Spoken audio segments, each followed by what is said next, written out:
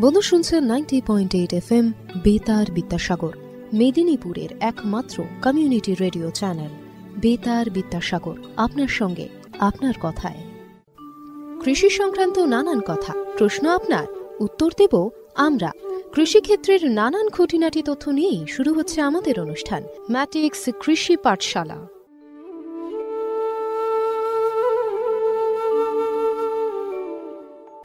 নমস্কার বন্ধু, এখন শুনবেন ম্যাটিক্স কৃষি পাঠশালার অনুষ্ঠান। আজকে শুনবেন nano two net profit, economic gains for farmers through PM প্রণাম। আজকের অতিথি doctor professor Pratanu Bandyopadhyay.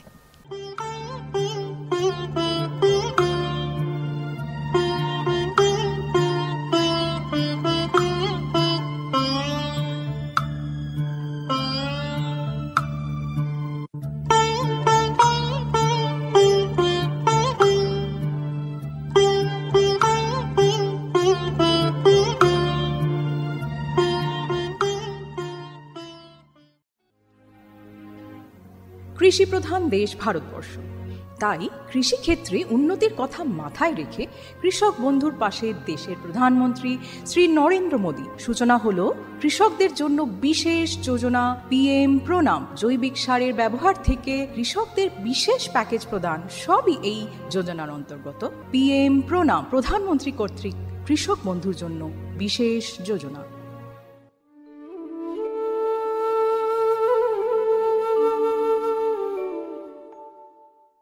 PM প্রণাম, এই প্রকল্পের সম্পর্কেই বিস্তারিত জেনে নেব এবার।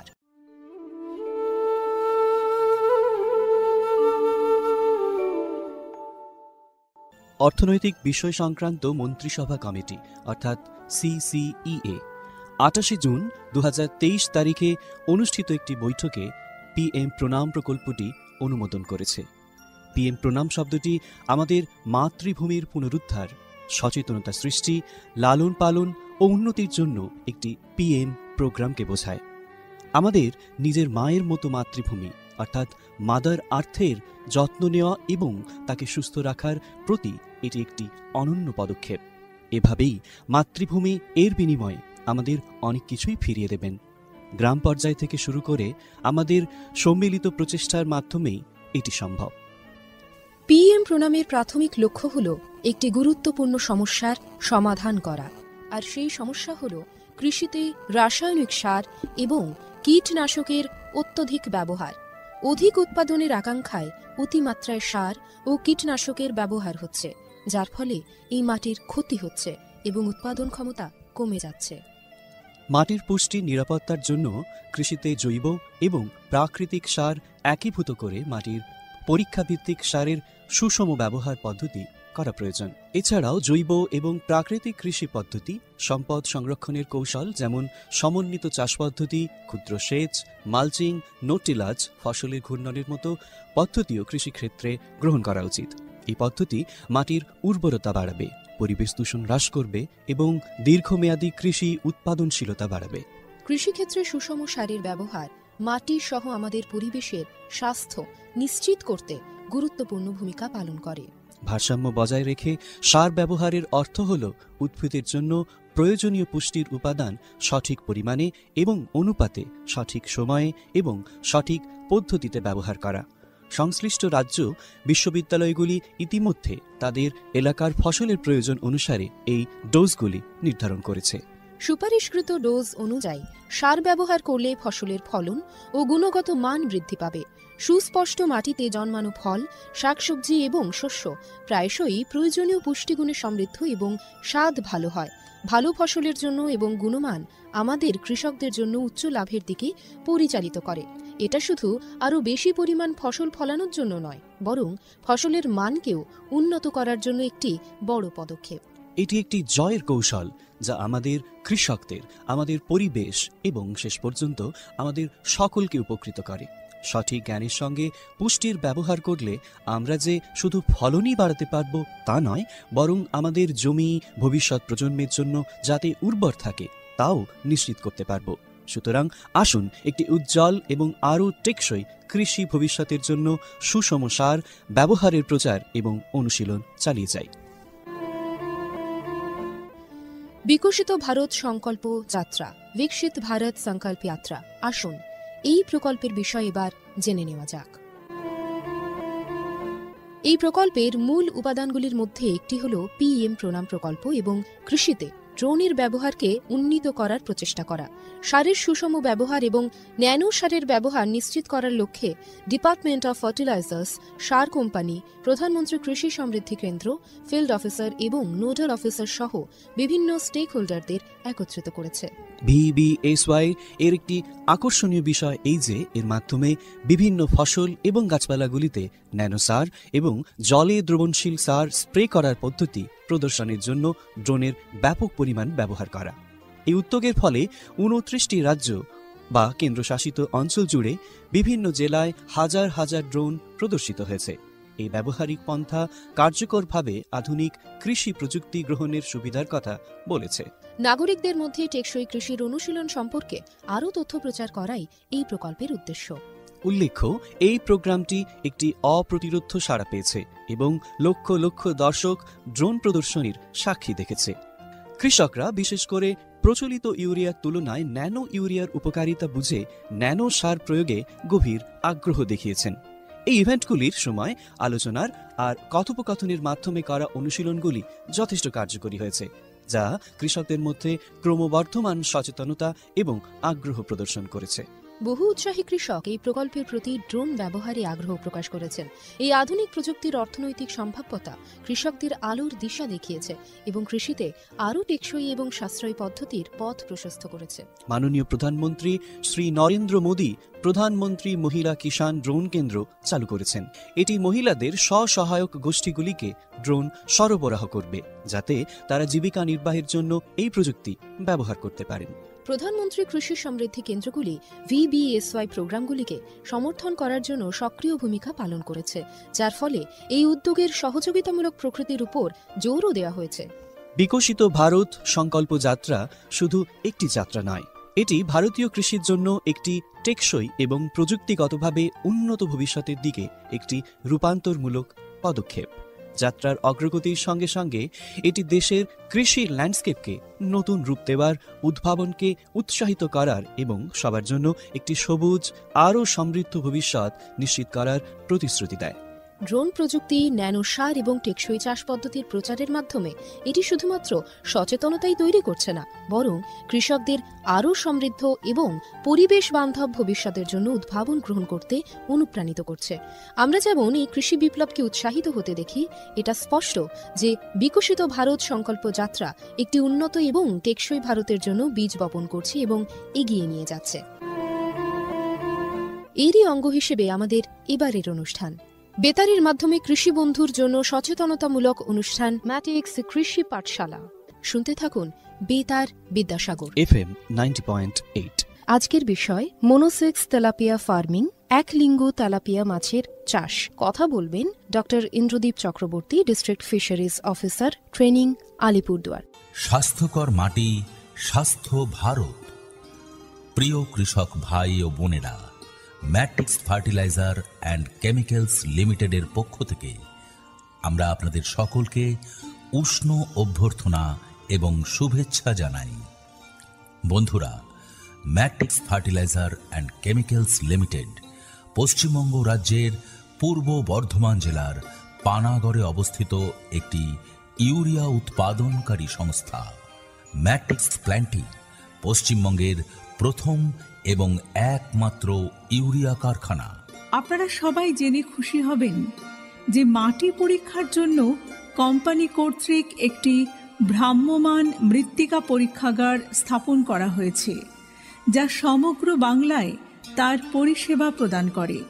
এর পাশাপাশি কৃষকদের চাহিদা অনুযায়ী সংস্থার দ্বারা অন্যান্য নতুন পণ্য উপলব্ধ করা হয়, যার মাধ্যমে আপনারা সকলেই আপনাদের চাষে আরও বেশি ফলন এবং মুনাফা পেতে পারেন।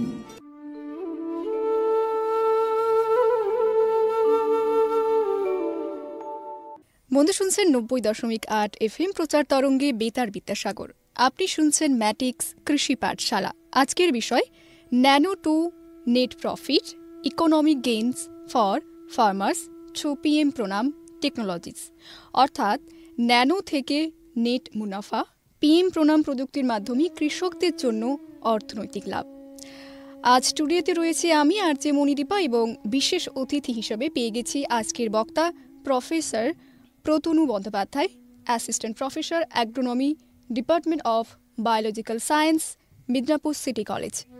নমস্কার স্যার, বেতারে আপনাকে স্বাগত। নমস্কার। আজকের যেটা বিষয় ন্যানো টু নেট প্রফিট, এই পিএম প্রণামের হাত ধরে ন্যানো থেকে নেট মুনাফা কিভাবে সম্ভব? দেখুন, প্রথমত আমি বলে রাখি যে এই রিসেন্টলি আমরা যেটা দেখেছি যে পপুলেশন বাস্ট, ভারতবর্ষের জনঘনত্ব হঠাৎ করে বেড়ে গেছে এবং সেখান থেকে আমি দেখতে পাচ্ছি যে গোটা ভারতবর্ষের এত জনঘনত্ব যখনই বেড়ে গেছে তার ফলে একটা টোটাল বার্ডেন পড়ে গেছে ফার্মারদের ওপর, একটা প্রেশার পড়েছে যে আমাদেরকে এতটা বেশি পরিমাণ আমাদেরকে চাষবাস করতে হবে এবং ফলাতে হবে, তাদের পেট চালাতে হবে।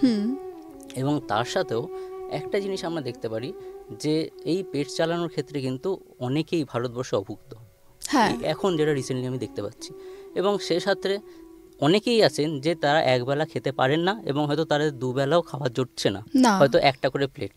ঠিক আছে, এবার এই টার্গেটকে আমাকে অ্যাচিভ করতে হবে এবং সেক্ষেত্রে চাষি ভাইরা কী করেন যে যতটা পরিমাণ আমরা ফসল ফলাতে পারি, এবং সরকারও সেটা চাইছেন যে আমরা যতটা পরিমাণ ফসল ফলাবো এবং আরও বেশি সেটাকে অ্যাচিভ করার জন্য।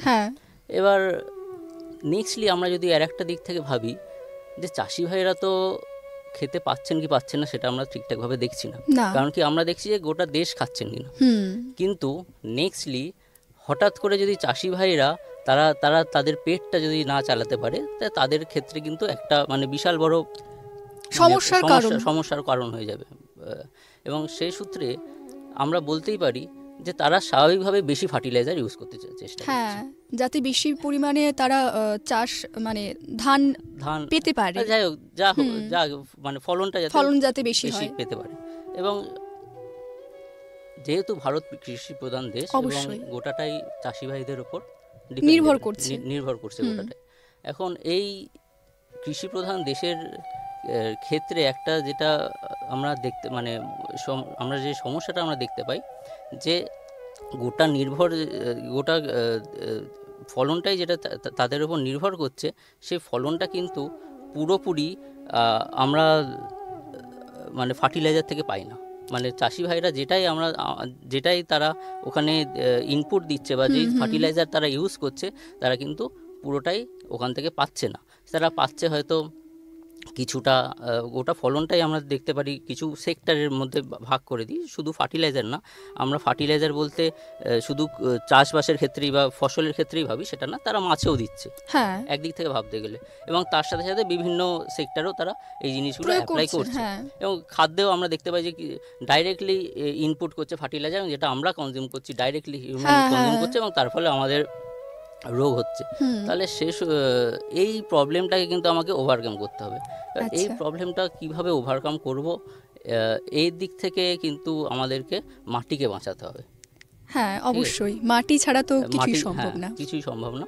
তো যখনই মাটিকে বাঁচাতে যাব তখনই দেখব যে কৃষি মানে চাষবাসটাই কিন্তু ব্যাকবোন বলতে বা সিদ্ধারা বলতে আমাদের মাটি। ফার্মারের পরে, চাষি ভাইদের পরে, চাষি বোনদের পরে কিন্তু মাটি আসে। এবং সেই মাটির যদি কথা ভাবতে হয় তাহলে কিন্তু আমরা যখনই সার বা কিছু প্রয়োগ করি মাটিতে, সেক্ষেত্রে দেখা যায় যে মাটি কিন্তু কিছু নেয় না। ঠিক আছে, আমি যখনই মাটিকে দিচ্ছি, মাটি হয় সেটাকে ওয়েস্ট করে দিচ্ছে, আর নাহলে গাছকে ফিরিয়ে দিচ্ছে। আচ্ছা, ঠিক আছে। এবার যেহেতু এই মাটিটা আমাদের পরিবেশের মধ্যে বা পরিবেশের অন্তর্গত, সেহেতু ধরুন আমরা চাষি ভাইরা কি করছে, আমি এদের প্র্যাকটিক্যাল এক্সাম্পল বলছি। আমরা যখন মাঠে যাচ্ছি তারা হয়তো 100 কেজি ফার্টিলাইজার দিচ্ছে, ধরুন 100 কেজি ইউরিয়াই দিচ্ছে ধানের ক্ষেত্রে। এবার যখনই তারা 100 কেজি ইউরিয়া দিচ্ছে, সেই 100 কেজির মধ্যে অর্ধেকের বেশি হচ্ছে তারা লস করে যায়, মাটি থেকে চলে যায়। আর বাকি যেটুকু থাকে সেটুকু গাছ নিয়ে নেয়। গাছ তো তার পরিমাণ মতো নেবে। আমার যতটুকু খিদে পেয়েছে আমি তো ততটুকুই খাবো, ওর থেকে তো আর বেশি খেতে পারবো না। ঠিক একইভাবে গাছেরও সেম একটা ব্যাপার আছে, একটা প্রবলেম আছে যে তারকে যতটা দেয়া হচ্ছে সে অতটা খেতে পারবে না। সে তার যতটুকু নিড সে খাবে, আর বাকিটা গেল কোথায়? বাকিটা যায় হচ্ছে আপনার মাটির সাথে মিশে যায়, তারপর হয় সেখানে আমি জল দিচ্ছি, জলসেচ করছি অথবা বৃষ্টি হচ্ছে, গোটাটাই চলে যায় হচ্ছে গ্রাউন্ড ওয়াটার টেবিলে বা মাটির নিচে জলস্তরে। আচ্ছা এবং আচ্ছা। সেই জলস্তর কিন্তু তার ফলে দূষিত হচ্ছে, এবং সেই জলস্তর দূষিত হওয়া মানে একটা গোটা যদি আমি জলচক্র ভাবি, সেখানে আমাদের পরিবেশের প্রত্যেকটা কি বলবো কম্পোনেন্ট, মানে মানুষ, মাছ, গোটা পৃথিবী সেইভাবে কিন্তু আমরা দূষিত করছি। আচ্ছা। ঠিক আছে, এবার এই ফার্টিলাইজারের ব্যাপারটা কিন্তু চাষি ভাইদের কি চাষি বোনদের বলে হবে না। হ্যাঁ। তাদেরকে তারা ফার্টিলাইজার বেশি ব্যবহার করছে, তারা কিন্তু দোষী না, দোষী হচ্ছে আমরা। আচ্ছা। আমাদের সবাইকে সচেতন হতে হবে, নাহলে ভারতবর্ষ আগে এগোবে না, কোনোভাবে এগোনো সম্ভব না। তো সেই ক্ষেত্রে আমাদের নতুন যে কনসেপ্টটা এসছে, যেমন ম্যাটিক্স ফার্টিলাইজারও এটা বলেছে যে ন্যানো ইউজ করো, ন্যানো ফার্টিলাইজার বা নিম কোটেড ফার্টিলাইজার, যেগুলো খুব অল্প পরিমাণ, যতটুকু আমাদের গাছের দরকার সেইটুকু আমি যাতে অ্যাপ্লাই করি। আরেকটা ভালো জিনিস কি ন্যানো ইউজ করার, ন্যানো ফার্টিলাইজার আমি যদি সয়েলও ইউজ করি অ্যাজ ওয়েল অ্যাজ আমি কিন্তু স্প্রেও করতে পারি। ঠিক আছে, কিন্তু একটা জিনিস দেখা যায় যে স্প্রে করলে আমি বেশি প্রফিট পাবো। কারণ কি, আমি যদি সয়েলে অ্যাপ্লাই করি বা সয়েলে যদি সেটা আমি দিই ফার্টিলাইজারটা, তাহলে মাটির মধ্যে কিছু ওই জীবাণু আছে, তারা হয়তো উপকারী অথবা হয়তো কিছু অপকারী, এবং সেটা তার সাথে সাথে কিছু উপকারী কিছু কেঁচো আমি বলতে পারি, যে ফার্মারের চাষির বন্ধু বলা হয় তাদেরকে, তাহলে সেগুলো আছে। তো তারা কিন্তু সেইটাকে কনজিউম করে তাদের হেলথ খারাপ হচ্ছে, তার মানে মাটি অটোমেটিক্যালি হেলথটা কিন্তু বা মাটির যে শরীরটা সেটা নষ্ট করছি আমরা। আচ্ছা। এবার সেই সূত্রে নেক্সটলি আমায় কিন্তু অ্যাপ্লাই করতে হবে কোথায়, অ্যাপ্লাই করতে হবে আমাদেরকে গাছে। আমরা যদি সাপোজ ধরুন বিভিন্ন টেকনোলজি এসছে, বা ফার্মাররা যদি, চাষি ভাইরা যদি স্প্রেও করেন, কোথায় স্প্রে করতে পারবেন, তারা হয়তো গাছের পাতাতে তারা স্প্রে করলো। কেঁচো যখনই সেটাকে কনজিউম করছে, সেখান থেকে তাদেরও হেলথ খারাপ হচ্ছে। আমি সয়েলটাকে পলিউট করে দিচ্ছি, মাটিকে দূষিত করছি। তো সেই মাটিকে দূষিত করার তো আমাদের কোনো অধিকার নেই স্বাভাবিকভাবে বলতে গেলে। এবং তার ফলে যদি আমরা সেটাকে স্প্রে করি থ্রু ন্যানো ফার্টিলাইজার, অথবা হয়তো কিছু ন্যানো বিভিন্ন কম্পোনেন্ট আছে, এখন ন্যানো সালফারও চলে এসছে মার্কেটে, তাহলে এইগুলো যখনই আমি স্প্রে করবো এবং গাছের পাতায় যদি স্প্রে করি, গাছ নিয়ম মাফিক তার দরকার মতো সেটা নিয়ে নেবে আগে, এটা কনজামশন করে নেবে, এবং সেখানে আমি ওয়েস্ট পাবো না। আচ্ছা। সেখানে আমার এক্সট্রা কোনো ওয়েস্ট নেই, এখানে কোনো বর্জ্য পদার্থ নেই। ঠিক আছে, এবার আর একটা ব্যাপার, তাদেরকে কিন্তু আমাদেরকে চাষি ভাইদেরকে কিন্তু একটা জিনিস বোঝাতে হবে, যে আমরা যে ন্যানো ফার্টিলাইজার ইউজ করব সেটা কিন্তু একটা পরিমাণ মতো। এটাও না, এটা এরকম না যে আমি ইউরিয়া এতটা পরিমাণ দিনকে দিন আমি ইউরিয়া বাড়াচ্ছি, ইউরিয়া যতটা বাড়াচ্ছি ততটাই তারা গ্রো করে যাচ্ছে, সেরকম কিন্তু না। ঠিক আছে, আমাদের কিন্তু ন্যানো ফার্টিলাইজার একটা অপটিমাম অ্যামাউন্টে কিন্তু সেখানে করতে হবে, নাহলে কিন্তু সেখানে কিছু টক্সিসিটিও দেখা যেতে পারে কোনো জায়গায়। তাহলে সেই জায়গায় কিন্তু কতটা আমি অ্যাপ্লাই করব, কতটাতে সে রেসপন্স করছে, সেটা আমার দরকার।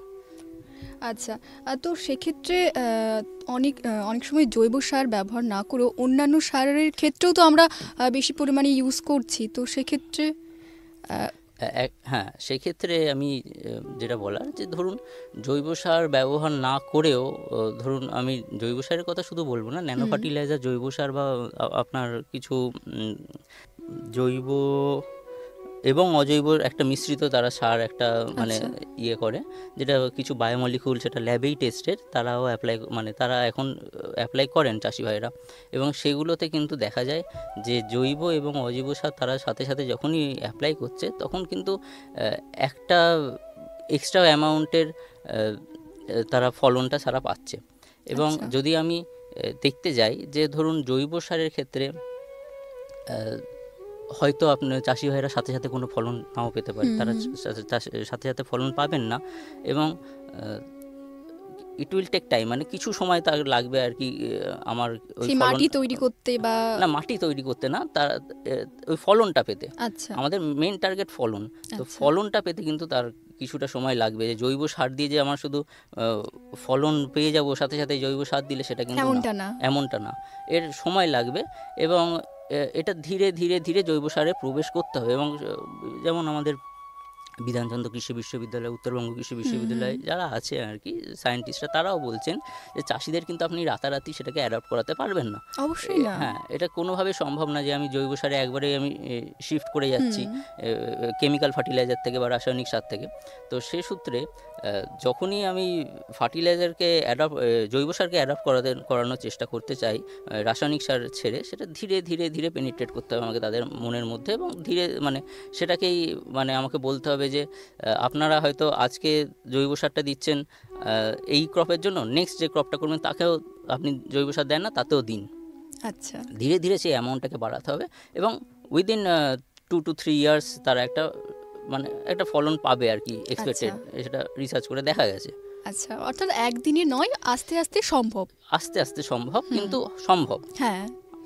আচ্ছা, আমার দ্বিতীয় প্রশ্ন যেটা আছে আপনার কাছে, কৃষক বন্ধুরা ন্যানো ইউরিয়া বা ন্যানো ফার্টিলাইজার ব্যবহার না করেই তো লাভবান হচ্ছেন, কেন পিএম প্রণামকে গ্রহণ করবেন বলে আপনার মনে হয়?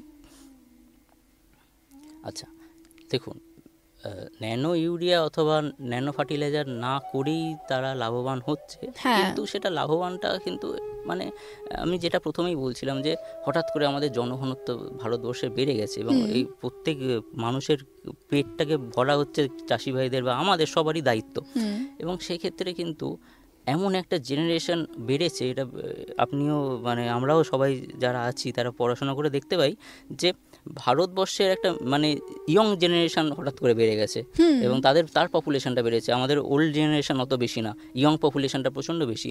এবং সেই কারণে কিন্তু এই ইয়ং জেনারেশন আর 10 বছর পর তাদের পেট আদৌ মানে আমরা ভরাতে পারবো কিনা, সেই চাহিদাটা পূরণ হবে কিনা, সেই চাহিদাটা পূরণ হবে কিনা, আমাদের সাস্টেনেবল কতটা হবে সেটা দিয়ে কিন্তু আমাদের লক্ষ্য রাখতে হবে। এই সাস্টেনেবল ব্যাপারটা কিন্তু মানে ভবিষ্যতের জন্য কিন্তু আমাদেরকে চিন্তা করতে হবে, নাহলে আজকের দিনে পেট চলে যাচ্ছে বলে হবে না। ঠিক আছে, এবার নেক্সটলি আমরা বলতে পারি যে আমি কিছুদিন পর আজকে আমার পেট চলে যাচ্ছে, যা কিছুদিন না খেয়েও থাকতে পারবো, সেটা তার হয় না। আমাদেরকে খেতে হবে এবং পেট চালাতে হবে, এবং সেই কারণে কিন্তু এই জিনিসটা দরকার। কারণ কি নেক্সট যে জেনারেশন আসছে তাদের হাতে যখন মানে দেশভার পড়বে, তারা যাতে ঠিকঠাকভাবে সেটাকে ট্যাকেল করে নিতে পারে, সেটাকে নিতে পারে, সেই দায়ভারটা নিতে পারে, এবং সেটা হওয়া সম্ভব এবং পিএম প্রণামের দ্বারাই সম্ভব। কারণ কি পিএম প্রণাম সবসময় আমাদেরকে এটাতে এঙ্গেজ করে যে হ্যাঁ, যতটা পরিমাণ সাস্টেনেবলি বা যতটা পরিমাণ কেমিক্যাল বা রাসায়নিক সারের মানে একদমই না, যতটা আমার দরকার ততটা করে তার সাথে আমি জৈব সারকে অ্যাড করে সেটাকে আমি চাষবাস যাতে করি, এবং আমি অতটা পরিমাণ যাতে ফলন পাই এবং দেশের ভবিষ্যৎকে আমি খাওয়াতে পারি। হ্যাঁ, একদমই তাই। আমার পরের প্রশ্ন যেটা থাকছে, ন্যানো সার বা জৈব সার ব্যবহার করলে বেশ ভালো মুনাফা পেতে পারেন কৃষক বন্ধুরা, এই যে সচেতনতা, এইটা কিভাবে সম্ভব? আমি পরশুদিন একটা ফার্মার্সের কাছে গিয়েছিলাম, মানে চাষি ভাইয়ের কাছে গিয়েছিলাম। তো প্রথমত তো উনি চাষ করছিলেন, হঠাৎ করে আমি দেখছি যে আমি বললাম যে এখানে আপনি এই চাষ করছেন, তো এত ফার্টিলাইজার কেন দিচ্ছেন? সত্যি সত্যি মানে অনেক ফার্টিলাইজার এবং কিছু রোগ পোকাও লাগছিল, তার জন্য বিষও দিচ্ছিল কিছু। তো সেটা কিন্তু একদমই পুরো out of the my knowledge, যে আমরাও জানি না যে কী বীজ দিচ্ছে, কারণ কি যে বীজটা অ্যাপ্লাই করছিল সেখানে কোনো ট্যাগ নেই, সেটা দোকান থেকে দিয়ে দেওয়া হয়েছে তাদেরকে, এবং সেটা খুব সস্তায় হয়তো 20-30 টাকা দামে দিয়ে দিয়েছে, এটা অ্যাপ্লাই করো ঠিক হয়ে যাবে। তারা অ্যাপ্লাই করছে। তো আমরা বললাম যে দেখুন, এরকম না করে এইটা দিন, তাহলে এই বীজটা দিলে পোকাটাও চলে যাবে, আর এত ফার্টিলাইজার দেওয়ার দরকার নেই। এবার তখন ব্যাপারটা হয় কি, তারা বিশ্বাস করতে চায় না। তারা বিশ্বাস করবে, তখন আমাকে তিনি রিপ্লাই দিচ্ছেন যে না, আজকে তো এই মাঠটা তো দেখছে আমার মিসেসের ফিল্ড, তো আমি আমার চাষি বোনই যিনি আছেন তার স্ত্রী বলছে না, এখন আমার কিছু করার দরকার নেই। ঠিক আছে, মানে উনি অ্যাডাপ্ট করতেই চাইছেন না। আচ্ছা, অ্যাডাপ্ট করতেই চাইছেন না। তো তারপর আমি বললাম যে আমি যা খরচাপাতি হবে আমি দিচ্ছি, শুধু ওষুধের খরচা, কিন্তু আপনি অ্যাডাপ্ট করুন, যদি যা লস হবে আমি দেবো, যদি লস হয় আপনার। তাতেও তিনি ওয়াকিবহল নন আর কি, এবং ঠিক আছে আমার দরকার নেই। এবার এই জায়গাটার কিন্তু এক্সটেনশন ডিপার্টমেন্ট, কৃষি সম্প্রসারণ বিভাগের কিন্তু একটা বিশাল বড় গুরুত্ব, এবং শুধু এক্সটেনশন ডিপার্টমেন্টের না, আমাদের সবারই গুরুত্ব যে ওনাদের এই ব্যাপারটা সম্বন্ধে কিন্তু ওয়াকিবহাল করার, এবং সে সূত্রে তাদেরকে কিন্তু ফ্রন্ট লাইন ডেমনস্ট্রেশন দিতে হবে। আচ্ছা, ফ্রন্ট লাইন ডেমনস্ট্রেশন বলতে তাদের সামনে আমাদেরকে কিন্তু চাষবাস করতে হবে, করে দেখাতে হবে যে এতেই আমরা ফলটা পাচ্ছি বেটার, খুব ভালো ফল পাচ্ছি। এবং কারণ কি মানে আগে তারা যদি না দেখে আমাদেরটা, তারা কোনোভাবেই শিখবে না। অবশ্যই, ঠিক আছে। এবং এই যে মানে লার্নিং বাই ডুইং যে এই ব্যাপারটা, তারা কিন্তু ওই মানে এই কনসেপ্টটা কিন্তু তাদের থেকে আসে যে তারা করবে, তারপর করার পর তারা বুঝতে পারবে যে হ্যাঁ ওরাও প্রফিট পাচ্ছে, আমরাও পাচ্ছি। এই গেল এক নম্বর। দ্বিতীয় নম্বর হচ্ছে যে প্রত্যেক জায়গাতেই, বা আমি যদি গ্রামের ক্ষেত্রেই দেখি, যে প্রত্যেক গ্রামে কিছু প্রোগ্রেসিভ ফার্মার থাকে। প্রোগ্রেসিভ ফার্মার মানে তারা হয়তো বিভিন্ন রিস্ক টেকার, তারা বিভিন্ন রিস্ক তারা নিতে পারে, তাদের কাছে হয়তো ক্যাপিটালটা বড় ব্যাপার না। ঠিক আছে। তো সেই প্রোগ্রেসিভ ফার্মাররা, যে যারা একটু উন্নত চাষি, তারা কিন্তু ওই আমরা যদি কোনো নতুন টেকনোলজি বলি বা অ্যাডাপ্ট করতে বলি, তারা ইজিলি অ্যাডাপ্ট করতে পারবে। এবং তারাও কোথাও না কোথাও হয়তো অনেকটা সচেতন। অবশ্যই সচেতন। এবং তার সাথে সাথে এটা হয় কি, তারা যখন অ্যাডাপ্ট করে এবং তারা অ্যাডাপ্ট করার পর তারা যদি ফল পায়, তাহলে আশেপাশে যে 10 জন ফার্মার, তারা কিন্তু এই জিনিসটা বুঝতে পারবেন যে আমাকেও তাহলে করতে হবে, আমাকেও একটা এক্সট্রা ইনকাম করতে হবে, তিনি ইনকাম করছেন বলে। তো এই ব্যাপারটা মানে ওনাদের মধ্যে গ্রো করাতে হবে, এবং কিছু প্রোগ্রেসিভ ফার্মারকে আমাদেরকে ফ্রন্টলাইন ডেমনস্ট্রেশন বা ট্রেনিং দিলে এই জিনিসটা হওয়া সম্ভব। আচ্ছা, এই ফ্রন্টলাইন ডেমনস্ট্রেশন এটা কি হয়েছে? হ্যাঁ, অনেক জায়গাতে হয়েছে। এবং ফ্রন্টলাইন ডেমনস্ট্রেশনটাই হচ্ছে আলটিমেটাম কি আমি বলতে পারি। একদম পুরো গ্রাস রুট লেভেলে এসে তাদেরকে শেখাতে হবে। এবং যারা শিখবে না, তাদের সামনে কিছু না, তাদের পাশে একটা জমি নিয়ে সেখানে আমাদের মতো যদি চাষ করি, এবং যেটা সঠিক পদ্ধতি, সেটা যদি আমি তাদের মতো চাষ করি, হ্যাঁ, তখন কিন্তু তারাও অ্যাডাপ্ট করতে পারতে হবে। ভারতবর্ষে বা পশ্চিমবঙ্গের নিরিখে দেখলে বা পশ্চিম মেদিনীপুরের নিরিখে দেখলে চাষি ভাইরা সেই দিকেই বেশি ঝুঁকবেন যেখানে তাদের অর্থনৈতিক অবস্থাটা ভালো হয় বা গ্রোথ যাতে হয়। তো সেই দিকে তারা পিএম প্রণামের হাত ধরবে, মানে তারা তো চাইবে যে আমাদের যাতে অর্থনৈতিক অবস্থাটা সচ্ছল হয়। তো সেই দিকে লক্ষ্য রেখে পিএম প্রণাম কি ব্যবস্থা গ্রহণ করছেন? আচ্ছা, অর্থনৈতিক সচ্ছলতা তো যখনই আমি পিএম প্রণামে আসছি, তখনই তো বলে দিয়েছে আমাদের, মানে পিএম প্রণাম বলছে যে আপনারা কোনোভাবেই ফার্টিলাইজার বা রাসায়নিক সার ইউজ করবেন না, এই ব্যবহারটাকে কমান। এবং তার সাথে সাথে পিএম প্রণামের একটা মেন উদ্দেশ্য হচ্ছে যে তারা গোটা ভারতবর্ষের গোটা স্টেট যারা আছে, প্রত্যেকটা স্টেটকেই বলে দিয়েছে যে ভারতবর্ষে কিন্তু অনেকটা টাকা ভর্তুকি যাচ্ছে ফার্টিলাইজারের পেছনে। ওই ভর্তুকিটার কিন্তু নিয়ারলি 22 to 25 crores এরকম একটা ভর্তুকি যায় ইয়ারলি। এবং ইট উইল ইনক্রিজ, মানে ধীরে ধীরে সেটা বেড়ে যাচ্ছে, প্রত্যেক ক্রমশ জিনিসটা বাড়ছে। এবং সেক্ষেত্রে দেখা যাচ্ছে যে এই মানে ভারত সরকার সেটা কিন্তু চেষ্টা করছে যে ভর্তুকিটার পরিমাণ যে করে কমানো হয়। এবং স্টেটকে দায়িত্ব দিয়ে দিয়েছে। স্টেটকে দায়িত্ব দেওয়ার পর স্টেটও বলছে যে ঠিক আছে, আমরা চেষ্টা করছি এবং পিএম প্রণামকে অ্যাডপ্ট করানোর চেষ্টা করছি। এবার ফার্মারদের ক্ষেত্রে এই পিএম প্রণাম অ্যাডপ্ট করানোর ক্ষেত্রে কিন্তু আলটিমেটাম ওই আমি যেটা বলছিলাম যে ফ্রন্টলাইন ডেমনস্ট্রেশন বা এই বিভিন্ন যে ডেমনস্ট্রেশনগুলো আছে, seeing by doing, learning by doing, এইগুলো না করালে কিন্তু সম্ভব না, বা ইন্ডিভিজুয়াল যদি আমরা ট্রেনিং না দিই তাহলে সম্ভব না। এবার তারপরেও দেখা যাচ্ছে যে হয়তো 10 জনকে ট্রেনিং দিলে হয়তো 2 জন অ্যাডপ্ট করছে, সেটা খুব ভালোভাবে অ্যাডপ্ট করে নিতে পারছে, এবং 8 জন হয়তো বা অ্যাডপ্ট করতে পারছেন না, বা হয়তো তারা অতটা বেনিফিশিয়ারি চাইছেন না, এই জিনিসটা দেখা যাচ্ছে। এবং যে কারণে আলটিমেটাম যে ফলপ্রসূতা আমরা দেখতে পাচ্ছি যে হয়তো 2 জন যখন অ্যাডাপ্ট করছে এবং সেটা খুব লার্জ স্কেলে তারা অ্যাডাপ্ট করছে, কিছুদিন মধ্যে তারা খুব প্রফিটেবল একটা জায়গায় পৌঁছে যাচ্ছে, সেহেতু বাকি আশেপাশের ফার্মাররা সেটাকে অ্যাডাপ্ট করছেন। এবার অর্থনৈতিক দিক থেকে যদি আমরা দেখি জিনিসটাকে, তাহলে ফার্টিলাইজার ইউজ তো অটোমেটিক্যালি কমবে, কিন্তু হঠাৎ করে এই ফার্টিলাইজারের ইউজটাকে আমি চাষি ভাইদের অভ্যাস থেকে আমি কোনোভাবে সেটাকে সরিয়ে নিতে পারি না। তো যে কারণে কিন্তু ওই এক্সট্রা ন্যানো ফার্টিলাইজার এইগুলো বলে মানে নতুন কিছু একটা নমেনক্লেচার দিয়ে বা রাসায়নিক সারই হোক গোবর সারই হোক জৈব সারই হোক, তো এই জিনিসগুলো আমরা তাদেরকে ব্যবহারটা বাড়ানোর জন্য বা সেটাকে ইনক্লুড করার জন্য চেষ্টা করতে মানে আমাদেরকে করতে হচ্ছে, এবং অটোমেটিক্যালি দেখা যাচ্ছে যে আমাকে রাসায়নিক সার কিনতে হচ্ছে না, রাসায়নিক সার কিনতে হচ্ছে না। এবং সেক্ষেত্রে আমার গোবর সারের পরিমাণ বা জৈব সারের পরিমাণ যখনই সেখানে আমার বেড়ে যাচ্ছে, একটা সাস্টেনেবল একটা অ্যাডাপ্টেশন বা বাড়িতেই সেটা তৈরি করা যেতে পারে। আর রাসায়নিক সার যেহেতু আমাদের কিনতে হচ্ছে, সেদিকে একটা ন্যূনতম খরচা একটু বেশি। অবশ্যই বাড়িতেও তৈরি করা যেতে পারে। আর একটা খুব ইজি এক্সাম্পল, তারা অর্গানিক ফুড একটা মানে এক্সাম্পল দিতে পারে। আমরা অর্গানিক ফুড তৈরি করছি, যে আমরা কোনো রাসায়নিক করছি না, এবং অর্গানিক সার্টিফিকেশন দিয়ে তারা হয়তো মার্কেটাইজ জিনিসটাকে করে দিতে পারবে। যেমন কিছু কমার্স প্ল্যাটফর্ম আছে, তারা কি করে, মানে আমরাও দেখেছি যে আমাদের ছোটবেলায় মা দিদিরা ঘুঁটে দেয় দেওয়ালে, কিন্তু এই ঘুঁটেই ফ্লিপকার্টে আজকে আমি দেখছি কমার্স প্ল্যাটফর্মে 298 টাকা 5টা দাম। তো সেই ব্যাপারগুলো আমাদেরকে দেখতে হচ্ছে যে চাষি ভাইরা যদি এই দিকে শিফট হন, তারা অবশ্যভাবেই কিন্তু অনেক বেনিফিটেড হবে। আচ্ছা, তো এতক্ষণ বন্ধু শুনছিলেন nano two net profit economic gains for farmers through PM প্রণাম টেকনোলজিস। এতক্ষণ আমাদের সঙ্গে ছিলেন আমাদের বিশেষ অতিথি প্রফেসর প্রতুনু বন্দ্যোপাধ্যায়।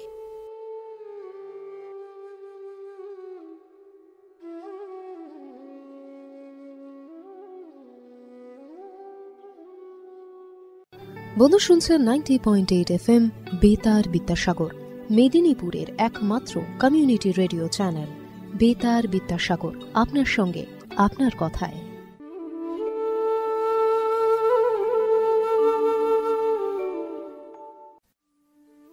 কৃষি সংক্রান্ত নানান কথা, প্রশ্ন আপনার, উত্তর দেব আমরা। কৃষি সংক্রান্ত নানান খুঁটিনাটি তথ্য নিয়েই বেতার বিদ্যাসাগরের বিশেষ অনুষ্ঠান ম্যাটিক্স কৃষি পাঠশালা। তাই আপনাদের যদি কোনো প্রশ্ন থেকে থাকে বা জিজ্ঞাসা থেকে থাকে, অবশ্যই আমাদের জানাতে পারেন, এবং পাশাপাশি কেমন লাগছে আমাদের এই কৃষি পাঠশালা অনুষ্ঠানটি শুনতে, সেটাও জানাতে ভুলবেন না। আমাদের জানাতে পারেন সরাসরি আপনাদের মতামত মেল করে। আমাদের মেল আইডি betar@mail.vidyasagar.ac.in। এছাড়াও আমাদের চিঠি পাঠিয়ে আপনারা জানাতে পারেন। ঠিকানা সকলেই জানেন, তাও আরও একবার জানিয়ে দিই, বেতার বিদ্যাসাগর, বিদ্যাসাগর বিশ্ববিদ্যালয়, রাঙামাটি, মেদিনীপুর 721102। এছাড়া সরাসরি তো চলে আসতেই পারেন, আমাদের ফোনও করতে পারেন 8116884995 এই নম্বরে। শুধুমাত্র ফোন নয়, সরাসরি হোয়াটসঅ্যাপ কিংবা মেসেজের মাধ্যমেও জানাতে পারেন আপনার মতামত। এছাড়াও ফেসবুক কিংবা ইনস্টাগ্রামেও আমরা রয়েছি 90.8 FM বেতার বিদ্যাসাগর এই নামে। আমাদের চটপট সার্চ করে ফেলুন, এবং কোনো কথা থাকলে অবশ্যই আমাদের মেসেজ করে জানাতে পারেন। আমাদের অনুষ্ঠানের নিচে কমেন্ট বক্সে কমেন্ট করে জানাতে পারেন। ইউটিউব সেকশনে গিয়েও আমাদের অনুষ্ঠানের নিচে কমেন্ট সেকশনে কমেন্ট করে জানাতে পারেন, এবং অবশ্যই ইউটিউবে আমাদের এই লাইভ অনুষ্ঠানটি শুনলে লাইক, শেয়ার এবং সাবস্ক্রাইব কিন্তু করতেই হবে। আমরা কিন্তু অপেক্ষায় আছি, তাই চটপট আপনার কথা পৌঁছে দিন আমাদের দোরগোড়ায়।